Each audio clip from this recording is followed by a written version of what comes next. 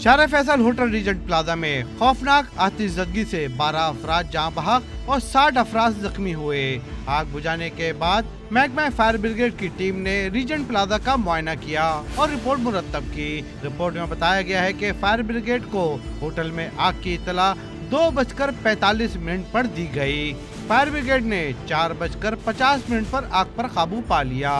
Report में आतिशज़दगी को हादसाती तौर पर बताया गया है, जिसमें तकरीबकारी का कोई उनसर मौजूद नहीं। आग पर काबू पाने के बाद तकरीबन 1.5 घंटे तक कूलिंग का अमल जारी रहा।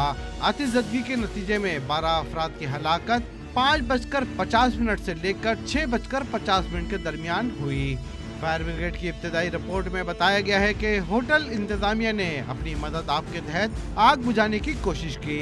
होटल में कायम Aryan hall, small fancy, restaurant Eureka और रूबी हॉल और कर्नल नेटरी समेत 7 रेस्टोरेंट मुकम्मल तौर पर जलकर तबाह हो गए।